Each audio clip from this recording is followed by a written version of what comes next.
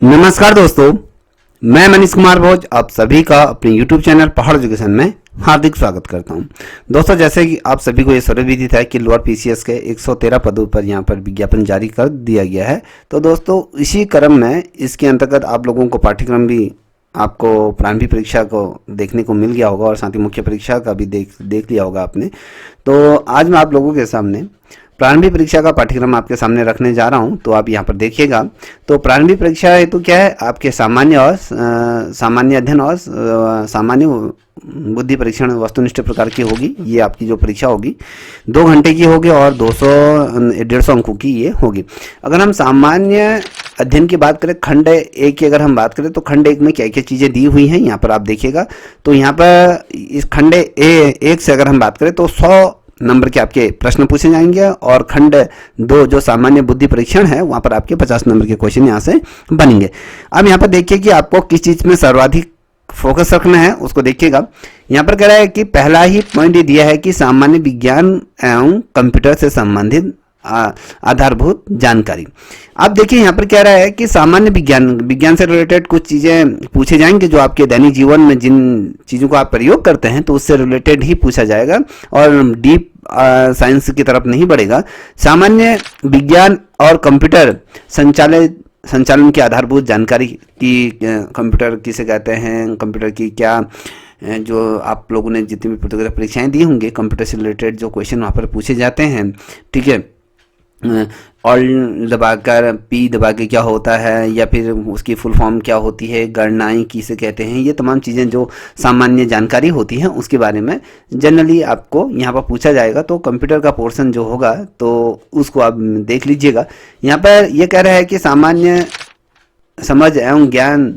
दैनिक जीवन में अनेक अनुपयोग परीक्षण अनुभवों पर आधारित होंगे जो ऐसे शैक्षिक व्यक्ति से अपेक्षित हैं जिनका विज्ञान या फिर कंप्यूटर किसी भी शाखा में विशेष अध्ययन ना हो। तो बेसिकली अगर हम बात करें तो इसमें मेरे कहने का मतलब है कि ये ऐसा नहीं कि भैया पर्टिकुलर आपके साइंस सब्जेक्ट से पूछा जा रहा है। तो नॉर्मल ही वाले जो क्वेश्चन पूछे जाएंगे दैनिक जीवन में हम जिन चीज़ों का प्रयोग करते हैं, मान लीजिए आप कंप्यूटर चलाते हैं तो कंप्यूटर में ऐसी कुंजियाँ होती हैं जिनका आप प्रयोग करते हैं,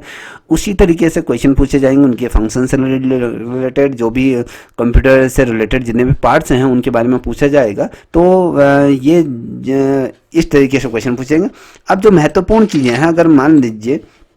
यहाँ से आपको क्या करना है, बहुत ध्यानपूर्वक आपको क्या देखना है, ये भारतीय इतिहास और साथ ही करके भारतीय आंदोलन। तो भारतीय इतिहास क्या है,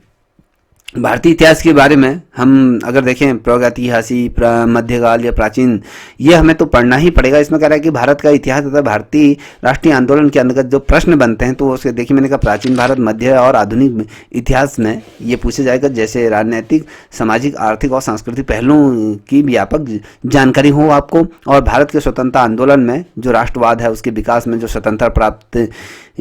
पर जो आधारित ये क्वेश्चन होंगे। तो आप ये ध्यान में रखें कि आपको जो भारत का जो इतिहास है और भारतीय आंदोलन में ये से संबंधित प्रश्न पूछे जाएंगे। मान लीजिए राष्ट्रीय आंदोलन में किन किन के लोगों के द्वारा सहयोग किया, कौन सा आंदोलन कब हुआ था, तो ये तमाम चीज़ें पूछेंगे। और मध्य और साथ ही प्राचीन या फिर आधुनिक कालीन जो भारत के जो इतिहास है उससे संबंधित पूछेंगे। राजनीतिक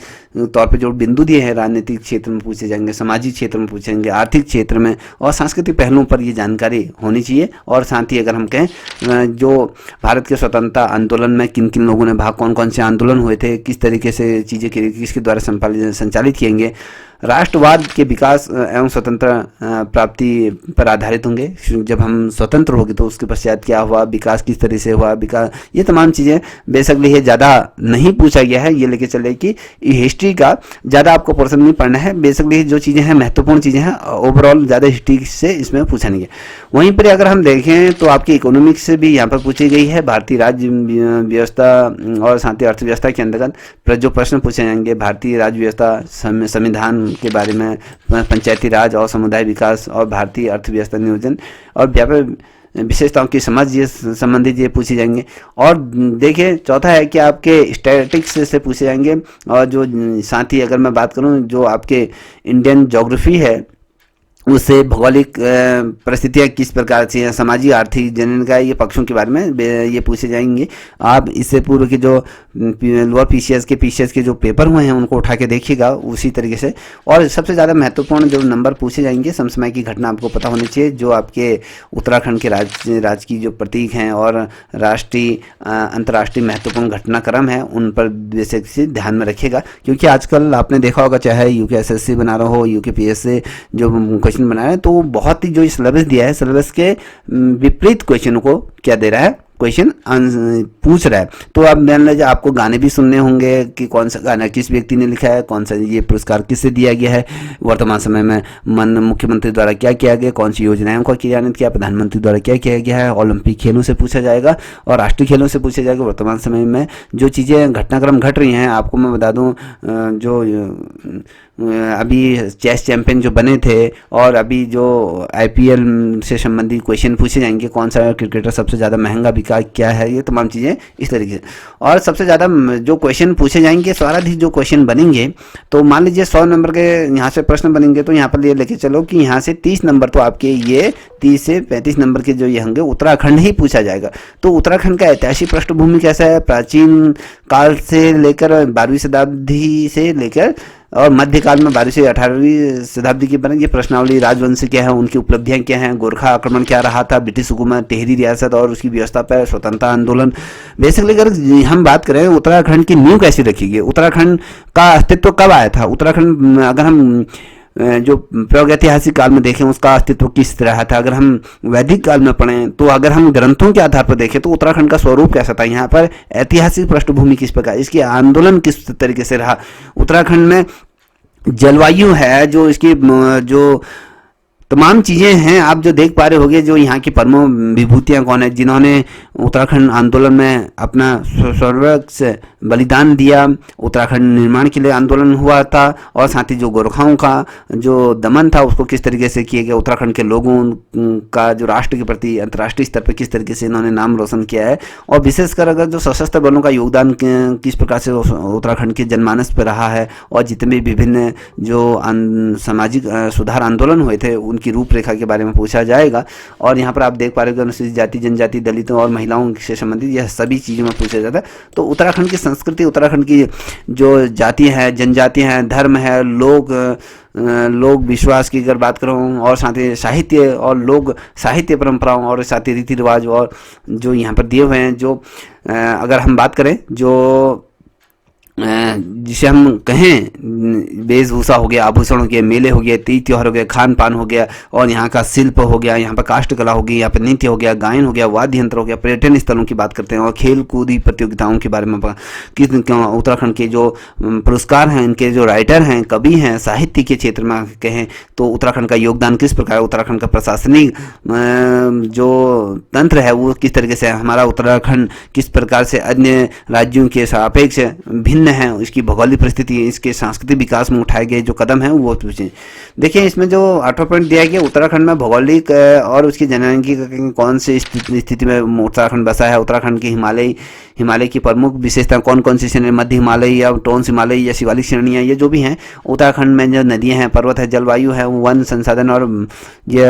बागवानी है, ये फसल है, यहाँ के फसल चक्र हैं, जो सिंचाई, जोत, खेत हैं, ये मानव द्वारा जो प्रकृति आपदाएँ आती हैं उसको से निपटने के लिए क्या प्रबंधन किया है, जल संकट को किस तरीके से, जलागम की अगर बात करें, दूरस्थ क्षेत्रों में जो समस्याएं आ रही हैं, पर्यावरण के क्षेत्र में कहें, जैविक क्षेत्र में की बात करें, तो उत्तराखंड की जो जनसंख्या है उसका वर्गीकरण किस प्रकार, उसका घनत्व क्या है, उसका लिंगानुपात क्या है, वो जनसंख्या में किस तरीके से पलायन करा है, ये सारी घटनाक्रम यहाँ पर पूछा जाता है। और आप देखिएगा उत्तराखंड में राजनीतिक प्रशासन किस प्रकार से है, और उत्तराखंड की जो ऐतिहासिक पृष्ठभूमि है, चाहे गोरखा शासनकाल की बात करूँ या बंदोबस्त भूमि हुई है, तो ये सारी चीज़ें आपको पढ़नी पड़ेगी। तो आर्थिक परिवेश किस तरीके से सीमांत जनपदों पर प्राचीन काल से जिस प्रकार से तिब्बत से व्यापार हुआ था, वर्तमान स्थिति में क्या है, पशुपालन क्या रहा, ये तमाम चीज़ें, और आर्थिक और साथ ही प्राकृतिक संसाधन की बात करें तो उत्तर प्रदेश से जब पृथक हुआ तो मानव संसाधन और प्रदेश की शिक्षा व्यवस्था किस प्रकार की है, जल की बात करूँ, वनों की बात करूँ, जड़ी बूटी वन पशुधन की बात करें, जल विद्युत परियोजनाओं की बात करें, जो भी है लघु उद्योग हैं, बेरोजगारी है, जो उन्मूलन है या आर्थिक विकास की बात करें, तो सारी चीज़ें, विभिन्न योजनाएं और आर्थिक क्रियाएं इसमें क्या है, इसमें दिए हुए हैं। तो बेसिकली आपको ये सारी चीज़ें आपको पढ़नी ही पड़ेगी। उत्तराखंड का विपणन और सुविधाएं, उत्तराखंड का बजट के संबंध में क्वेश्चन बनेंगे। अगर हम बात करें तो दूसरा खंड दिया है आपका सामान्य बुद्धि परीक्षण की बात करें तो 50 प्रश्न होंगे, 50 अंकों का ये होगा। इसमें जैसे कुछ जो इसके अंदर जब बुद्धिमत्ता से संबंधित शाब्दिक अर्थों की बात करें, गैर शाब्दिक अर्थ कैसे होंगे, उनका क्रम किस प्रकार से रखेगा, सादृश्यों के समानताओं, जो अंकों के बीच का स्थानांतरण किस प्रकार से, काल्पनिक संख्याएं दी जा सकती है, समस्या समाधान किस प्रकार से, निर्णय लेने से संबंधित अंक की, जो बीज गणित की बात करूं या तर्क संबंधित बात करूं या ब्लड रिलेशन से बात करें या वर्गीकरण की बात, अंक गणित की श्रृंखलाएं होती हैं, ये जो भी चीज़ें होती हैं, तो बेसिकली जो हमारी बुद्धि क्षमता से संबंधित चीज़ें होंगी, जो आपका एक तरीके से ये समझने में तरीका ये पूछा जा सकता है, इस तरीके से आपका आंकलन किया जा सकता है कि आपकी बौद्धिक क्षमता कितनी है। जो सामान्य तौर पे जो पूछे जाते हैं क्वेश्चन, तो इनको है तो अंक गणितीय या फिर विशेष कार्य इसमें होते हैं। तो बेसिकली अगर हम देखें तो ये तमाम चीज़ें, अगर हम मेंस की बात करें तो मेंस का जो टॉपिक आएगा उसके बारे में अलग से जानकारी देंगे। और आप लोगों से मैं एक चीज़ निवेदन करना चाहूँगा, जो भी बच्चे पीसीएस या प्रवक्ता संवर्ग की या समूह वर्ग की जितने भी बच्चे प्रतियोगिता परीक्षाओं की जो तैयारी कर रहे हैं, अगर वो गूगल मीट के माध्यम से क्लासेस लेना चाहते हैं, वो मेरे से संपर्क कर सकते हैं। तो हम लोग यहाँ पर 9 बजे से गूगल मीट के माध्यम से क्लासेस प्रारंभ करते हैं। जो भी बच्चा इसे ज्वाइन करना चाहता है, आप इस चैनल से जुड़ सकते हैं। मुझे यहाँ पे मुझे डायरेक्ट मैसेज कर सकते हैं 7055510737 पर आप मुझसे कॉल कर सकते हैं। और इस वीडियो के डिस्क्रिप्शन में आपको व्हाट्सएप का लिंक मिलेगा, तो आप वहाँ पर उसे ज्वाइन होगे तो मेरे सीधे ग्रुप में जुड़ जाओगे, जहाँ पर हम ऑनलाइन क्लासेस करते हैं। तो डायरेक्ट आप वहाँ से जुड़ सकते हैं, ठीक है। अगर आपकी वीडियो अच्छी लगी हो तो प्लीज़ चैनल को भी लाइक शेयर सब्सक्राइब से करें, साथ ही अपने दोस्तों को साझा करें। तब तक के लिए इतना ही। जय हिंद, जय भारत, जय उत्तराखंड।